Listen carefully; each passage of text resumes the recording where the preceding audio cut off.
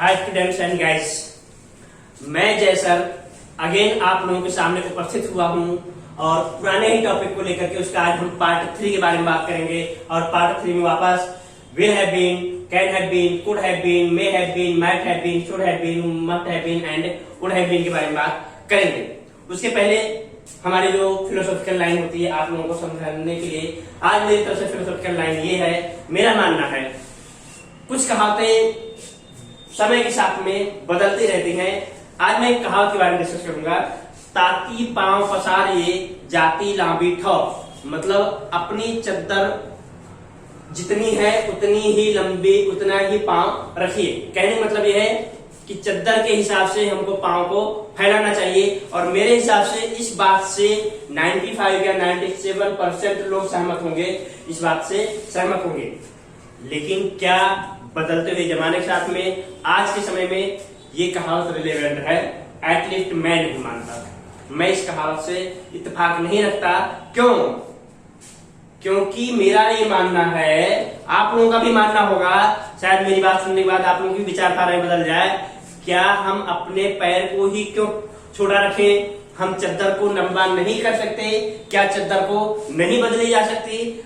मतलब इस चीज को पॉसिबल है, लेकिन हम हमारे दिमाग में हम उसी चीज को मानते हैं जो चीज हमको बचपन से सिखाई गई है। हमारे दिमाग में बचपन से यही चीज सिखाई गई कि हमको पैर उतनी ही लंबी रखनी चाहिए जितनी हमारी चद्दर होती है। लेकिन ये बात मिथ्या है, ये बात गलत है। हम चद्दर को बदल सकते हैं, हम चद्दर को मतलब लंबा कर सकते हैं। हम अपने पैर को क्यों नहीं पूरा फैला सकते? इस बात से लगभग बहुत से लोग सहमत होंगे और आप लोगों का कमेंट का भी इंतजार रहेगा। और इसी बात के साथ में, आज इसी के ज्ञान के साथ में हम आज के टॉपिक पे बात करते हैं, जो है पहला विल हैव बीन।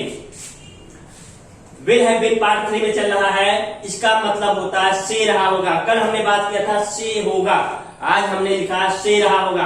अब रहा क्यों आ गया? क्योंकि ये फ्यूचर परफेक्ट कंटिन्यूअस को इंडिकेट करता है। और हमने कल ही बात किया था will have been, can have been के बाद में वर्ब की फर्स्ट फॉर्म में आईएनजी लगेगा, मतलब इसको प्रेजेंट पार्टिसिपल कहते हैं। तो आज वर्ब के साथ में आईएनजी लगा है, इसकी वजह से रहा, उसकी मीनिंग चेंज हो गई है। तो इसको फ्यूचर परफेक्ट कंटिन्यूअस कहा जाता है, जिसकी वर्ड फॉर्मेशन ये बताई गई है। और इस तरह से हम पार्ट 3 आज चला रहे हैं। इसको विल हैव बीन का मतलब होता है से रहा होगा, जो मतलब भूतकाल में कोई भविष्यकाल की पॉसिबिलिटी को दिखाया जाता है। जैसे उदाहरण से देखें, he will have been living in this city since childhood। मतलब इसका ये होता है कि वो इस शहर में बचपन से रह रहा होगा। अब देखिए यहाँ पे संभावना को दिखाया गया है, यहाँ पे कोई फैक्ट बात को नहीं दिखाया जाता। उम्मीद को एक पॉसिबिलिटी को दिखाया जाता है कि मतलब वो बचपन से इस शहर में रह रहा होगा। अगर हम इसी वाक्य को नकारात्मक बदलना चाहें, नेगेटिव में बदलना चाहें, तो कैसे होगा? ही विल के बाद में नॉट लगा देंगे। he will not have been living in this city since childhood। ये नकारात्मक हो गया। अगर हम इसी को प्रश्नवाचक वाक्य में, हकारात्मक प्रश्नवाचक वाक्य में बदलना चाहें, तो हम सहायक क्रिया यानी हेल्पिंग वर्ब को आगे उतार देते हैं। अब इसकी सहायक क्रिया क्या है? जैसे विल हैव बीन, लेकिन हम इसकी फर्स्ट सहायक क्रिया को लेते हैं विल। तो हम आगे पहले विल लगाएंगे। Will he have been living in this city since childhood. इसका मतलब ये हुआ, क्या वो बचपन से इस शहर में रह रहा होगा। अगर हमें बोलना है क्या वो बचपन से इस शहर में नहीं रह रहा होगा, तो हम इसको बोलेंगे, नॉट लगाएंगे। Will he have not been living in this city since childhood. इस तरह से हम हकारात्मक, नकारात्मक, प्रश्नवाचक हकारात्मक और प्रश्नवाचक नकारात्मक के एक सेंटेंस के किस तरह से वाक्य कंपोज होते हैं, अंग्रेजी कैसे इससे बोली जा सकती है, अंग्रेजी में वाक्य कैसे कंपोज किया जा सकता है, ये मैं आप लोगों को बता रहा हूं। और ट्रस्ट माय वर्ड्स, ध्यान रखिए, ध्यान से पढ़िए, पूरे वीडियो को ध्यान से देखिए, आपको 100% समझ में आ जाएगा। आप अंग्रेजी लिखते बोलते हो जाएंगे। दूसरे टॉपिक पे हम बात करते हैं कैन हैव बीन। मतलब ये भी से रहा होगा। से रहा होगा, ये भी पॉसिबिलिटी को दिखाता है, संभावना को दिखाता है, मैक्सिमम पॉसिबिलिटी को दिखाता है। अगर हम उदाहरण से देखें तो हमको समझ में आएगा। इट सीम्स, ऐसा लगता है, they can have been playing on the ground since long time. अब देखिए इसमें भी कैन हैव बीन के बाद में वर्ब वन वाली प्लेइंग आ गई है, तो मतलब they can have been playing on the ground since long time. इसका मतलब ये हुआ ऐसा लगता है, इट सीम्स ऐसा लगता है, वह सभी ग्राउंड पर लंबे समय से खेल रहे होंगे। ऐसा लगता है कि वह समय खेल रहे होंगे, वह सभी ग्राउंड पर लंबे समय से खेल रहे होंगे। ऐसी पॉसिबिलिटी, ऐसी संभावना दिखाई जाती है। अगर हम उसको नेगेटिव में चेंज करना है, नकार बनाता है, तो it seems they can not have been playing on the ground since long time. अगर हम इसको प्रश्नवाचक में चेंज करना चाहें तो इट सीम्स आगे हेल्पिंग वर्ब उतारेंगे, can they have been playing on the ground since long time. अगर हम इसी को नेगेटिव में चेंज करना चाहें, नेगेटिव, और खास करके हिंदी समझना हमको जरूरी है। हिंदी इसकी होगी, ऐसा लगता है क्या वह सभी लंबे समय से ग्राउंड पर नहीं खेल रहे होंगे, तो can they have not been playing on the ground since long time. इस तरह से अब हम आगे बढ़ते हैं कुड पे। कैन का भूतकाल होता है कुड, और इसका भी सभी का उपयोग प्रेजेंट में ही किया जाता है, लेकिन फ्यूचर पास्ट की पॉसिबिलिटी को दिखाया जाता है। कुड हैव बीन, से रहा होगा, शायद ही, मतलब यहाँ पे मैक्सिमम पॉसिबिलिटी को ऐसा रहा होगा, लेकिन यहाँ पे शायद ही रहा होगा, तो यहाँ पे वो लीस्ट पॉसिबिलिटी है, मतलब नॉट लीस्ट पॉसिबिलिटी। अब हम अगर उदाहरण में देखें, प्रोबेबली मतलब शायद ही, Manmohan Singh could have been PM of India since 2004। शायद ही मनमोहन सिंह 2004 से इंडिया के प्राइम मिनिस्टर रहे होते। हो सकता है, जैसे हमने पहले बात किया था कि अगर सोनिया गांधी का विरोध नहीं हुआ होता तो मनमोहन सिंह की कोई पॉसिबिलिटी नहीं थी। इस तरह से जहां बहुत ही कम संभावना हो, बहुत ही लीस्ट पॉसिबिलिटी हो, ऐसी कंडीशन में जो है कुड हैव बीन का उपयोग किया जाता है। तो problem Manmohan Singh could have been, यहाँ पे कंटिन्यूइंग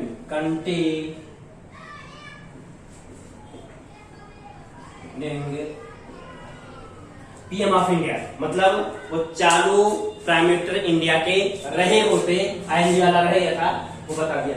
आगे हम बात करते हैं मे हैव बीन का मतलब होता है से रहा होगा, मतलब ये भी मैक्सिमम पॉसिबिलिटी को दिखाता है, जिसमें अगर हम उदाहरण को देखें, आई थिंक, मैं मानता हूं या मैं सोचता हूं, she may have been studying in the school for 2 hours। मतलब मैं ऐसा मानता हूं कि वह स्कूल में 2 घंटे से पढ़ रही होगी। ऐसी मैक्सिमम पॉसिबिलिटी है, यहाँ पे मैक्सिमम पॉसिबिलिटी को दिखाया जाता है।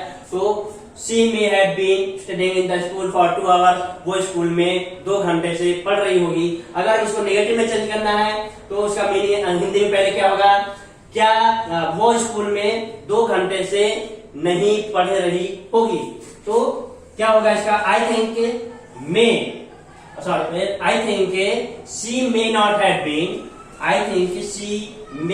Have been studying in the school for 2 hours। अगर हम इसको प्रश्नवाचक में चेंज करना चाहें तो क्या वो स्कूल में 2 घंटे से पढ़ रही होगी, तो हम हेल्पिंग वर्ब को आगे लाएंगे। आई थिंक पहले उतार देंगे कॉमा लगा के, may she have been studying in the school for 2 hours। अगर हम इसको नेगेटिव में चेंज करना चाहें, क्या वो स्कूल में 2 घंटे से नहीं पढ़ रही होगी, तो I think may she not have been studying in the school for 2 hours। इसका मतलब ये होता है जहां पे मैक्सिमम पॉसिबिलिटी को दिखाया जाता है।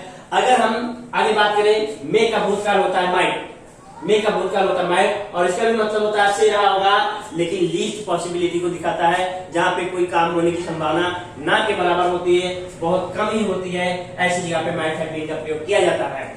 जैसे अकॉर्डिंग टू मी, उदाहरण से देखेंगे, अकॉर्डिंग टू मी मतलब मेरे हिसाब से, Rahul Gandhi might have been in the politics since his. According to me, Rahul Gandhi might have been continuing